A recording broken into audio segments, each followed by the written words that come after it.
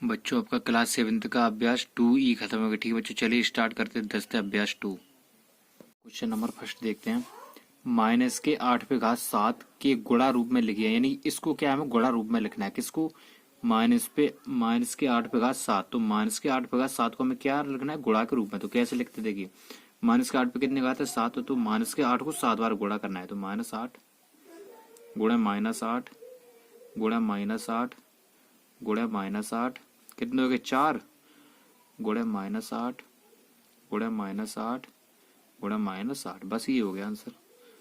बस हल करने को कहता तो इनके गुणा कर देते हम, माइनस में मेरा आंसर आ जाता। ठीक है, -8 1 2 3 4 5 6 7। तो कितने बार होगी? 7, और बस आंसर हो गया। ठीक है, चलिए सेकंड देख लेते हैं।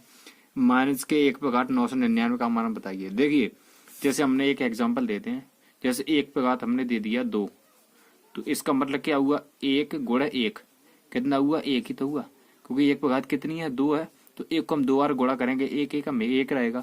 अगर यहीं पे होता माइनस के 1 पे घात 2, तो क्या होता? माइनस के 1 गुणे माइनस का 1, तो माइनस माइनस प्लस हो जाता है, तो 1 1 में 1 हो जाता। हो जाता या नहीं हो जाता? हाँ, अगर घात सम है तो मेरा प्लस रहेगा, अगर घात विषम है तो माइनस रहेगा। ठीक है ना, तो मेरा माइनस रहेगा। यहाँ पे देखिएगा घात कितनी है? 999, यानी कि 2 से डिवाइड नहीं हो रहा, तो मेरा चिन्ह तो माइनस रहेगा ही, लेकिन यहाँ पे आंसर क्या होगा? 1, क्योंकि 1 हम किसी भी संख्या में गुणा करते तो मेरा 1 का कितने भी बार गुणा करें तो मेरा 1 ही रहता है। रहता है कि नहीं रहता है? हाँ, तो 1 रहता है। घात कितनी है? विषम है, तो यानी कि माइनस का 1 हो गया मेरा आंसर। कितना हो गया? माइनस का 1। खत्म। ठीक है, ये हो गया आंसर। ठीक है, देखते तीसरा। 3 बघात 8 गुणा 3 बघात 12 का आधार 3 पर घातीय संकेतन लिखिए। घातीय संकेतन यानी 3 पर, तो 3 पर घातीय संकेतन का मतलब होता है हमें 3 पर घात लगानी है। ठीक है, तो कैसे लगाते? देखिए, नीचे आधार आधार बराबर है, तो जहां आधार बराबर और बीच में गुणा वहां पर उनकी घातों को हम जोड़ देते। तो आधार कितना है? 3, क्योंकि तीनों बराबर, तो 1 3 उतार लिया, तो गुणा में घातों क्या जोड़ देते। तो 12 + 8 कितना हुआ? 12 + 8 बराबर 3 बघात 20 हो गया। खत्म। ठीक है बच्चों, चलिए क्वेश्चन नंबर 4 देखते हैं। 4 देखते हैं। 9 पे घात 7 भाग का निशान 9 पे घात 3 का आधार 9 पर घातीय संकेतन। अभी हमने क्वेश्चन नंबर 3 बताया था आपको, सेम ऐसा ही है। तो इन ये दोनों के हर क्या है? समान है।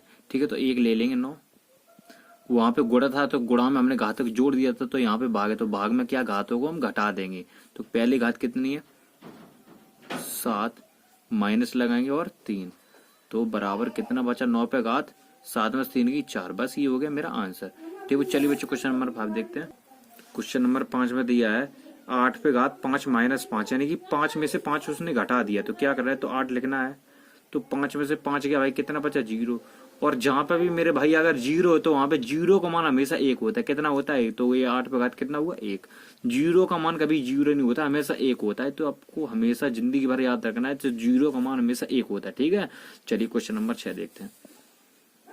2 पे घात 3 और पूरे कोष्टक पे घात 8 का आधार 2 पर घातीय संकेत। फिर ऐसी जैसा आ गया। देखिए आधार कितना है? 2 आधार, तो आधार 2 मान लिया, क्योंकि 2 वैसे भी है। देखिए 2 पे घात 3 कोष्टक, तो ये फिर पूरे पे घात 8 है, तो कोष्टक और 3 के बीच में कुछ तो है नहीं ना। अगर जहां कुछ नहीं होता वहां पे होता है 2 3 गुणे 8। कितना होता है? गुणा होता है। इन दोनों के बीच में हमेशा गुणा होता है, ये चीज ध्यान रखना है। तो 2 पे घात 3 8 24 मेरे भाई आंसर हो गया। ठीक है, चलिए क्वेश्चन नंबर 7 देखते हैं। नंबर 7 देखते हैं। माइनस के 128 को -2 के घात रूप में व्यक्त किया। अब भाई यहाँ पे 128 आ गया, ये माइनस का 2। अब 128 को -2 बनाने कैसे बनाए? तो इसके लिए हम लोग 128 का वर्गमूल निकाले। कितना? 128 का। देखिए भाई, इसको सबसे छोटी संख्या 2 से काट लेते हैं। 2 छक 12, 2 चौक 8। ठीक है, फिर 2 से काटेंगे, 2 3 6, 2 दूनी 4। ठीक है, फिर 2 से काट देंगे, 2 एकम 2, 1 बचा 2 छक 12। फिर 2 से काटेंगे, 2 चौक 8, 2 चौक, ठीक है ना, 2 अट्ठे 16, 2 चौक 8, 2 दूनी 4, 2 एकम 2। तब तक काटते रहना है जब तक लास्ट में 1 ना आ जाए। ठीक है, तो अब ये 2 कितने बार? 1 2 3 4 5 6 7, 2 7 बार है, तो 7 क्या है? मेरी विषम है, 2 से डिवाइड नहीं होगी। 7 मेरी विषम है, तो 2 से डिवाइड नहीं होगी, तो इसका मतलब माइनस का 2 रहेगा। कितना? माइनस का 2। तो माइनस के 2 पे कितने? 2 है कितनी बार? 7 बार। ठीक है, तो 7 पे 7 मेरी सम है या विषम? तो कोई दिक्कत नहीं है, उसको कोई दिक्कत नहीं। तो 2 है कितनी बार? 7 बार, तो 2 पे 7। बस हो गया मेरा, यही आंसर है भाई। देखिए 128 का हमने वर्गमूल निकाला, तो कितने से कटा? 2 से। 2 है कितनी बार? 7 बार है। तो 2 मेरा 7 बार दिया, तो माइनस के 2 घात कितना है 7। क्यों भाई, माइनस का 2 दिया है ना, तो माइनस का 2 कैसे निकलेगा, देखिए 2 कितनी बार है 7 है, ठीक है। तो माइनस का 2 ही कैसे आ गया, देखिए 7 बार है, 2 7 बार है, तो 7 मेरा सम होता है या विषम, विषम होता है, तो इसका मतलब 2 से डिवाइड नहीं हुआ था। 2 का जब 7 बार गुणा करेंगे तो माइनस के 2 ही आएगा, ठीक है ना। तो माइनस के 2 बार मेरा चला जाएगा, ठीक है। तो 2 है कितनी बार 7 है, तो माइनस के 2 बगा 7 होगा, ठीक है। चलिए क्वेश्चन नंबर 8 देखते हैं। नंबर 8 देख लेते हैं। 7/9 पूरे का होल स्क्वायर भाग 4/14/3 पूरे का होल स्क्वायर को सरल करके हमें इसका मान निकालना है। चलिए देखते हैं। तो 7/9, तो 7/9 पूरे बाद कितना है 2, तो 7 गुणे 7/9 गुणे 9, ये हमारा 7 है, देख लीजिए, ठीक है ना। तो 7/7 गुणे 9 गुणे 9, भाग का निशान है, भाग का निशान लगा दिए। आगे देखिए 14 पे स्क्वायर है, 14/3 पे स्क्वायर है, तो 14 को हम 2 स्क्वायर है ना, तो 14 गुणे 14/3 गुणे 3, ठीक है। अब देखिए तो 7×7 49/9 81, ठीक है ना। अब देखिए, अब इसको हम जब गुणा करें 14 196 196/3 का 9, ठीक है। अब देखिए इसे कैसे सॉल्व करते हैं, देखिए पहले तो यही रहेगा 49/81। अब भाग को हम जब गुणा में बदलेंगे तो 9 ऊपर चले जाएंगे और 196 नीचे, ठीक है ना। तो 9 एकम 9 9 9 81, जब इसको हम इससे काटेंगे तो मेरा 4 बार जाएगा, कितने बार 4 बार चला जाएगा। तो ऊपर 1 बचा, बटे नीचे कितना बचा 9 गुणे 4, यानी कि 9 गुणे 4, तो बराबर कितना हुआ 1 एकम 1 9 चौको 36, तो 1/36 ये होगा मेरा आंसर, ठीक है बच्चों। चलिए क्वेश्चन नंबर 9 देखते हैं। चलिए बच्चों क्वेश्चन नंबर 9 देखते हैं। माइनस के 4 पे घात 4 किस संख्यात्मक संख्या का गुणात्मक प्रतिलोम है, यानी कि प्रतिलोम, भाई गुणात्मक प्रतिलोम ये आपको समझना है, ठीक है। तो ये प्रतिलोम किसी संख्या का उल्टा होता है, क्या होता है, किसी संख्या का उल्टा, उसको प्रतिलोम बोलते हैं, ठीक है। तो माइनस के 4 को अगर हम उल्टा करेंगे तो ये नहीं हो जाएगा, ये माइनस के 4 पे घात 4 है, ठीक है ना। जब हम इसको उल्टा करेंगे तो ये 4 पे घात -4 नहीं हो जाएगा, एक तो यही हो जाएगा मेरा, और अगर दूसरा निकाला तो ये हो जाएगा, जैसे 4 पे घात माइनस के 4 है, तो इसमें हम क्या माइनस का 1 को गुणा कर देंगे, कितने का माइनस का 1 को गुणा करेंगे जब, चलो यहाँ पे देखते हैं, माइनस का 1 को गुणा करेंगे 4 पे घात माइनस के 4 में, तो माइनस का 4 एकम 4 माइनस प्लस माइनस और माइनस के 4 तो घात है ही, बस ये होगा मेरा आंसर, ठीक है बच्चों। चलिए क्वेश्चन नंबर 10 देख लेते हैं।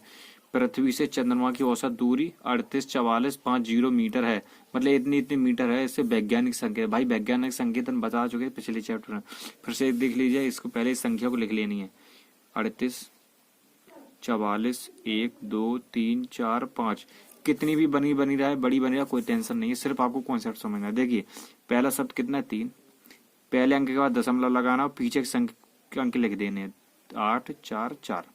अब दशमलव के बाद कितने अंक हैं, यहाँ लगाया था, तो 1 2 3 4 5 6 7 8, गुणे 10 पे घात 8, बस खत्म, आंसर हो गया, ठीक है बच्चों। चलिए क्वेश्चन नंबर 11 देखते हैं। प्रकाश की एक किरण द्वारा वर्ष में तय की गई दूरी, अब मेरे पास इतनी मीटर दी गई, इसे वैज्ञानिक संकेत लिखना है। वैज्ञानिक संकेत क्वेश्चन नंबर 10 जैसा है, तो पहले इस संख्या को लिख लेना है 9 4 6 0, पूरी संख्या में लिख लेनी है।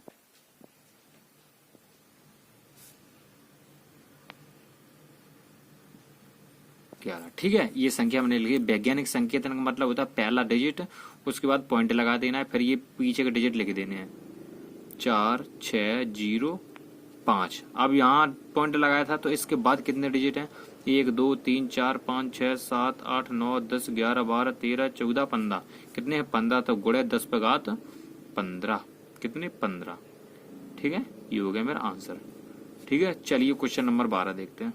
नंबर 12 देख लेते हैं। 2 पे घात 38 गुणे 5 होकर 32 का मान ज्ञात कीजिए तथा इसमें कुल अंक कितने अंक है, तो इसका मान निकाले, हम अंक बताएं। चलिए देखते हैं। तो 2 पे घात 38 है, तो 2 पे घात 38 5 पे घात 22 है, तो हम इसे ऐसे लिख सकते हैं 2 पे घात 6 गुणे 2 पे घात कितने बचे 38 में से 6 के कितने बचे 32 गुणे 5 पे घात 32, इसे हम ऐसा रूप भी लिख सकते हैं, ठीक है। तो कि कैसे लिखेंगे, तो 2 पे घात 6 यानी कि 2 पे घात 6, तो पहले 2 पे घात 6 ऐसे ही रखेंगे, ठीक है। अब इसे हम गुणा लगाएंगे, अब कोष्टक में रखेंगे 2 गुणे 5, ठीक है ना। 2 गुणे 5 पूरे घात कितना हो गया 32 हो गया, क्योंकि घात एक सी है ना, तो हमने 2 5 अंदर ले लिए तो घात 1 से ऊपर घात लिख दिया। ठीक है, चलिए इसे देखते हैं। 2 पे घात 6, जब 2 को हम 6 बार गुणा करेंगे तो आएगा मेरा 64। 2 पंचे गुणे 10, 10 तो घात कितना हो गया 32। अब भाई मेरे घात 32 हो गया। अब इसे कुल कितने अंक हैं? अंक तो अभी मेरे पास 32 हैं। इसे वैज्ञानिक संकेत बनाएंगे तो एक अंक और खिसका देंगे तो हो जाएगा 6.4। दशमलव का एक अंक और खिसकाएंगे क्योंकि एक अंक बाद दशमलव होती है, तो यहाँ तो 2 अंक बाद दशमलव आई तो एक अंक और खिसका देंगे तो 6.4 गुणे 10 पे घात, यहाँ पे 32 था तो पहले 32 अंक था, अभी एक और खिसका दिया तो कितने हो गए 33। ठीक है बच्चों, समझ में आया? चलिए क्वेश्चन नंबर 13 देखते हैं। क्वेश्चन नंबर 13 देखते हैं। 1 ग्राम मानव अपशिष्ट में 10 लाख वायरस होते हैं, इसे वैज्ञानिक संकेतन में लिखिए। कितने? वैज्ञानिक संकेतन। देखिए वैज्ञानिक संकेतन आप जानते हैं, सबसे पहले ये संख्या को लिख लेनी है। ठीक है ना, ये संख्या लिख लेनी है, उसके बाद वैज्ञानिक संकेतन में लिख। देखिए अगर कोई भी कभी भी संख्या 10 के रूप में हो तो हमेशा वो सारे अंक गिनते हो, और कभी भी संख्या 2 4 6 अगर बड़ी संख्या के रूप में हो, यानी कि 1 के बाद, यानी कि 1 से बड़ी संख्या के रूप में हो, तो वो संख्या के बाद पॉइंट लगाते हो। और कभी भी 10 के रूप में तो सारे अंक गिनते थे। देखिए कैसे, ये 10 के रूप में है ना, 10 के रूप में 1 के बाद सारे 0 हैं, तो यहाँ पे कितने अंक है? 1 2 3 4 5 6 7, तो 10 पे घात 7, बस मेरा आंसर हो गया। हमेशा ये सारे गिन लेता है 10 के रूप में। ठीक है, समझ में आया? चलिए क्वेश्चन नंबर 14 देखते हैं। 14 देखते हैं। गांव के एक स्कूल में विश्व स्वच्छता दिवस पर बच्चों से हाथ धोने का अभ्यास कराया गया। प्रत्येक बच्चा हाथ धोने में 2 मिनट का समय लेता है, यानी कि एक बच्चा 2 मिनट का समय लेता है। यदि कक्षा में 64 बच्चे हों तो पूरी कक्षा के बच्चों को बारी बारी से हाथ धोने में लगे समय को घातांक में व्यक्त कीजिए। यानी कि ये देखिए, यानी कि जो बच्चे दिए उनको हमें निकालने के बाद उनको घात के रूप में लिखना है। ठीक है, तो चलिए देखते कैसे हैं। जब एक बच्चा हाथ धोने में 2 मिनट का समय लेगा तो 64 बच्चे कितना समय लेंगे भाई?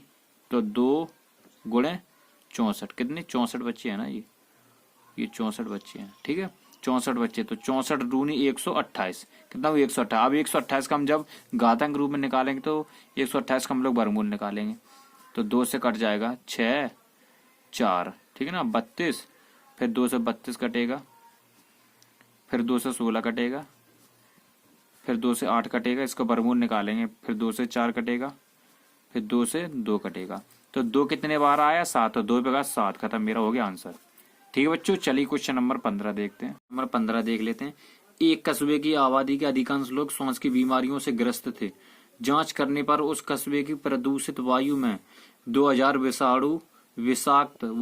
विषाक्त जीवाणु प्रति घन मीटर पाए गए, जो कि एक सप्ताह में 100 गुना बढ़ जाते हैं। तो 3 सप्ताह बाद जीवाणुओं की संख्या को मानक संकेतांक में लिखिए। 3 सप्ताह बाद, तो पहले हम लोग को यहाँ पे लिखने हैं सप्ताह, तो 1 सप्ताह, 2 सप्ताह और 3 सप्ताह। ठीक है, इन 3 सप्ताह, जब एक सप्ताह में 100 गुना बढ़ते हैं तो इसमें भी 100 गुना बढ़ेंगे, सीधी सी बात है, और इसमें भी 100 गुना बढ़ेंगे। गुना का मतलब होता है गुणा, तो इन तीनों के जब 100 गुना हो जाएगा तो मेरे कितना हो जाएगा? 2 4 6, यानी कि 6 जीरो हो जाएगा। कितना जीरो हो जाएगा? 4 5 6, तो ये मेरे तीनों सप्ताह के हो गए, तीनों सप्ताह के हो गए। अब उसके बाद देखते हैं तो टोटल कितने थे? 2000 विषाक्त जीवाणु थे, तो 2000 विषाक्त जीवाणु जे और ये 1 2 3 सैकड़ा आया 10 लाख जीवाणु जे, कितने? 10 लाख जीवाणु, 5 6, तो टोटल कितने जीवाणु हो गए? ठीक ना, 2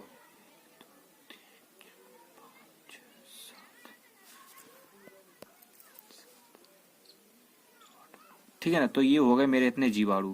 ठीक है ना, तो टोटल जीवाणु मेरे यहाँ पे निकल गया। अब इसको क्या हमें मानक संकेतांक या घातीय संकेतांक में लिखना है। कैसे लिखना है? हमने बताया था अगर 1 से बड़ी संख्या हो तो हम पॉइंट लगाते हैं, अगर एक ही संख्या तो 10 की घात लगाते हैं। ठीक है, तो 1 से बड़ा है 2 है तो यहाँ पे लिखेंगे 2.10 लेंगे, तो गुणा, यहाँ पे पॉइंट लगाया तो कितने अंक है? 1 2 3 4 5 6 7 8 9, कितने अंक है? तो 9, तो गुणा 10 पे घात 9, ये हो गया मेरा आंसर। ठीक है बच्चों, तो बच्चों चैप्टर 2 खत्म हो गया। ठीक है बच्चों, चलिए मिलते हैं अभ्यास चैप्टर 3 ए में।